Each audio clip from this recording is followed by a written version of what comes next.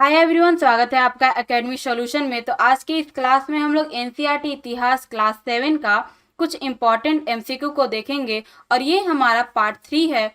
Part 1 और part 2 upload कर दिया गया है और इसका प्लेलिस्ट भी बना दिया गया है। लिंक डिस्क्रिप्शन बॉक्स में दिया हुआ है, आप वहां से जाकर देख सकते हैं। इस वीडियो का पीडीएफ चाहते हैं तो आप हमारे टेलीग्राम ग्रुप एकेडमी सॉल्यूशन को ज्वाइन कर सकते हैं। वहां पे पीडीएफ प्रोवाइड करा दिया जाता है। तो चलिए वीडियो को स्टार्ट करते हैं। कुतुब मीनार का निर्माण किन दो शासकों के द्वारा करवाया गया? इसका सी आंसर है ऑप्शन बी, कुतुबुद्दीन ऐबक और इल्तुतमिश के द्वारा करवाया गया। इस इमारत की पहली मंजिल का निर्माण कुतुबुद्दीन ऐबक के द्वारा करवाया गया था और शेष जो मंजिल बचा था वो इल्तुतमिश के द्वारा करवाया गया था। कुतुब मीनार में स्थित छज्जे के नीचे स्थित अभिलेख किस भाषा में लिखे गए हैं? इसका सी आंसर है ऑप्शन सी, अरबी भाषा में। मध्यकाल में वास्तुकला के निर्माण से संबंधित अनुप्रस्थ टोडा निर्माण शैली का प्रयोग किसके निर्माण में प्रयुक्त होता था? मकबरों, मंदिर, मस्जिद या उपर्युक्त सभी? इसका सी आंसर है ऑप्शन डी, उपर्युक्त सभी। किस शासक ने देहली एक कुहना, जो वर्तमान में दिल्ली में है, के एकदम निकट एक विशाल तालाब का निर्माण करके व्यापक सम्मान प्राप्त किया? इस विशाल जलाशय को हौज ए सुल्तानी अथवा राजा का तालाब भी कहा जाता है। इसका सी आंसर है option A, Iltutmish. Next question है, किस मुगल बादशाह ने अपनी राजधानी शाहजहानाबाद को बनाया? इसका सी आंसर है ऑप्शन सी, शाहजहां ने। दिल्ली स्थित जामा मस्जिद का निर्माण किस मुगल शासक ने करवाया था? इसका सी आंसर है ऑप्शन ए, शाहजहां।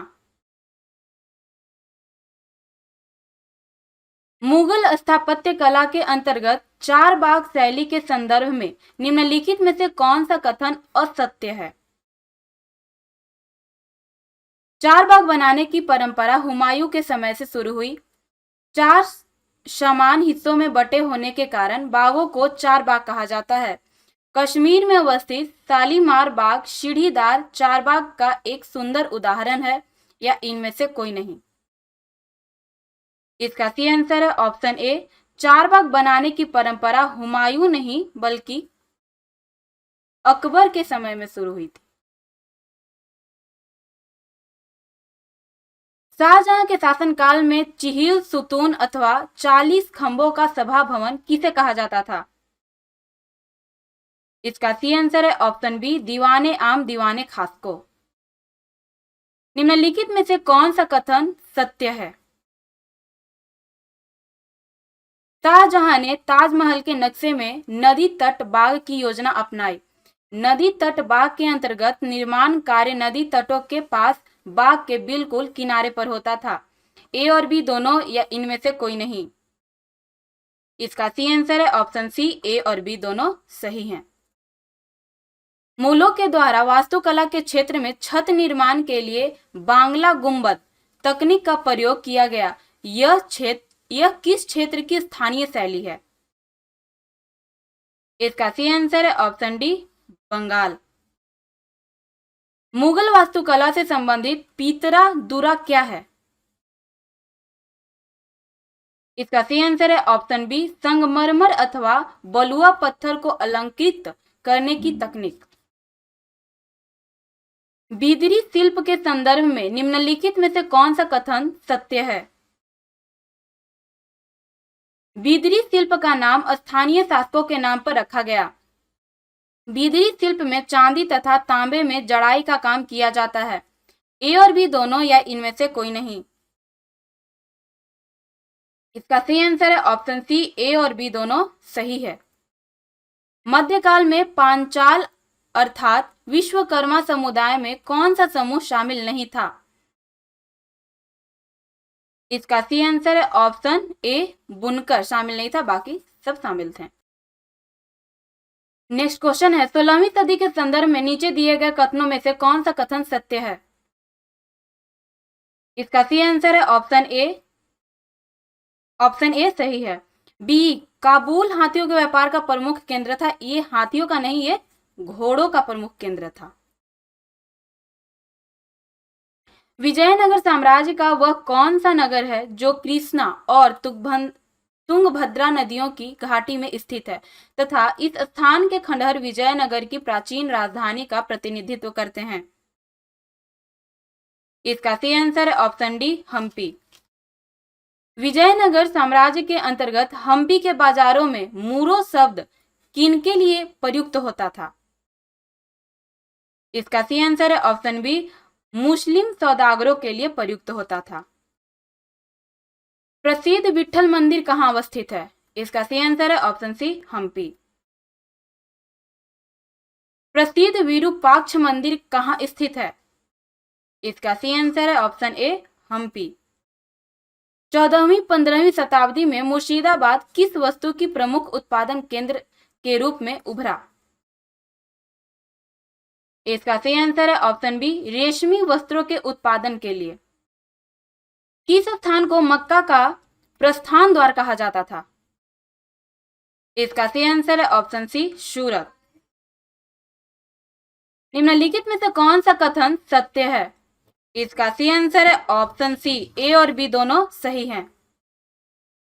1565 में राक्षस तंगड़ी के युद्ध में विजयनगर साम्राज्य के विरोध दक्कन के किन किन सुल्तानों का गुट था? इसका सही आंसर है ऑप्शन डी, गोलकुंडा, बीजापुर, अहमदनगर, बरार और बीदर। 17वीं सदी का वह कौन सा महत्वपूर्ण पतन था जिस पर नियंत्रण के लिए हॉलैंड एवं इंग्लैंड दोनों देशों की ईस्ट इंडिया कंपनियों ने काफी प्रयत्न किया? इसका सही आंसर है ऑप्शन बी, मसूलीपट्टनम। 18वीं सदी में बंबई, कलकत्ता और मद्रास नगर में बने ब्लैक टाउन्स में कौन लोग रहते थे? इसका सही आंसर है ऑप्शन सी, भारतीय कारीगर एवं सौदागर दोनों। वास्को डी गामा के संदर्भ में निम्नलिखित में से कौन सा कथन सत्य है? इसका सही आंसर है ऑप्शन सी, ए और बी दोनों। वास्को डी गामा भारतीय उपमहाद्वीप की सांस्कृतिक एवं वास्तुकला के बारे में जानने की इच्छा से प्रेरित थे। यह अटलांटिक महासागर के साथ यात्रा करते हुए केप ऑफ गुड होप से निकलकर हिंद महासागर को पार करके भारत पहुंचा, यानी कि ए और बी दोनों सही हैं। मंडप किससे संबंधित है? इसका सही आंसर है ऑप्शन ए, राजमहल। चोल काल में लुप्त मोम तकनीक का प्रयोग किसके निर्माण के लिए किया जाता था? इसका सही आंसर है ऑप्शन डी, कांस्य मूर्तियों के निर्माण में। अजमेर के संदर्भ में निम्न में से कौन से कथन सत्य हैं? इसका सही आंसर है ऑप्शन डी, उपर्युक्त सभी। 12वीं सदी में चौहान राजाओं की राजधानी थी। मुगलों के शासन में सूबा मुख्यालय बना। सूफी संत ख्वाजा मुइनुद्दीन चिश्ती 12वीं सदी में यहीं आकर बस गए। ए, बी, सी सारे सही हैं। मणिग्रामम और नाना देसी शब्द किन्हें सूचित करते हैं? इसका सही आंसर है ऑप्शन बी, दक्षिण भारत के व्यापारियों संघ को। मुस्लिम ओहरा समुदाय का संबंध किस वर्ग से था? मुस्लिम ओहरा समुदाय का संबंध किस वर्ग से था? इसका सही आंसर है ऑप्शन सी, व्यापारी। तो ये थे आज के हमारे कुछ महत्वपूर्ण प्रश्न। उम्मीद करते हैं कि आपको पसंद आएगा। अगर अच्छा लगे तो अपने दोस्तों के साथ इसे शेयर जरूर कीजिएगा और चैनल को सब्सक्राइब जरूर कीजिएगा। इस वीडियो का PDF पाने के लिए आप हमारे टेलीग्राम ग्रुप एकेडमी सॉल्यूशन को ज्वाइन कर सकते हैं। वहां पे आपको PDF प्रोवाइड करा दिया जाता है। तो चलिए मिलते हैं हम लोग नेक्स्ट वीडियो में।